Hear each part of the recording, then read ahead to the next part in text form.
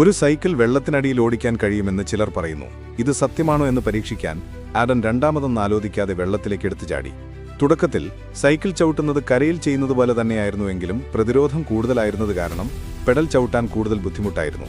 എന്നാൽ അപ്പോൾ ആദത്തിന്റെ ശരീരം പൂർണ്ണമായി വെള്ളത്തിൽ മുങ്ങിയിരുന്നില്ല. അതിനാൽ അത് ശരിയായ അണ്ടർവാട്ടർ സൈക്ലിംഗ് ആയി കണക്കാക്കിയില്ല. അതുകൊണ്ട് ആദം കൂടുതൽ ആഴമുള്ള വെള്ളത്തിലേക്ക് പോയി. അധികം താമസിയാതെ സൈക്കിൾ പൊങ്ങാൻ തുടങ്ങി.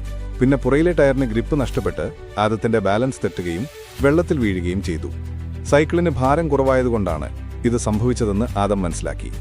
അതുകൊണ്ട് സൈക്കിളിൽ 20 കിലോ അധിക ഭാരം വെച്ചു. ആദ്യം കാര്യങ്ങൾ സുഗമമായി നീങ്ങിയെങ്കിലും ഒരിറക്കത്തിലെത്തിയപ്പോൾ പഴയ പ്രശ്നം വീണ്ടും വന്നു. പിന്നിലെ ടയർ പിടിയില്ലാതെ കറങ്ങാൻ തുടങ്ങി. മുന്നോട്ട് നീങ്ങാൻ കഴിഞ്ഞില്ല.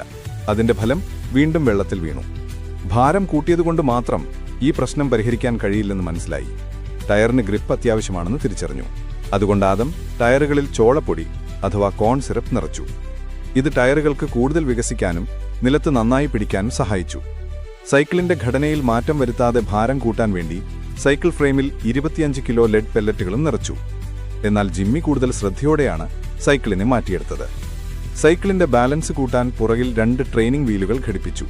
എന്നിട്ട് ബാലൻസ് ചെയ്യാൻ വേണ്ടി മുന്നിലെ ചക്രത്തിൽ 25 കിലോ ഭാരമുള്ള ബാർബൽ വെച്ചു. ഇതിൽ ആരുടെ ഡിസൈനാണ് മികച്ചതെന്ന് അടുത്ത പരീക്ഷണത്തിൽ അറിയാം.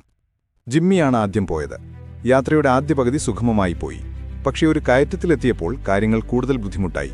മാറ്റങ്ങൾ വരുത്തിയതുകൊണ്ട് പിന്നിലെ ടയർ കറങ്ങിയില്ലെങ്കിലും ഭാരം കാരണം സൈക്കിൾ ചവിട്ടുന്നത് അസാധ്യമായി തോന്നി. അടുത്തത് ആദമായിരുന്നു. ആദത്തിന്റെ സൈക്കിളിൽ വലിയ മാറ്റങ്ങളൊന്നും വരുത്തിയിരുന്നില്ല. വീണ്ടും പിന്നിലെ ടയർ ഗ്രിപ്പില്ലാതെ കറങ്ങി. വീണ്ടും വെള്ളത്തിൽ വീണു. പലതവണയുള്ള പരീക്ഷണങ്ങൾക്ക് ശേഷം ഒരു കാര്യം വ്യക്തമായിരുന്നു: നിങ്ങൾക്ക് വെള്ളത്തിനടിയിൽ ഒരു സൈക്കിൾ ഓടിക്കാൻ കഴിയില്ല. ഇതൊരു കെട്ടുകഥയാണ്.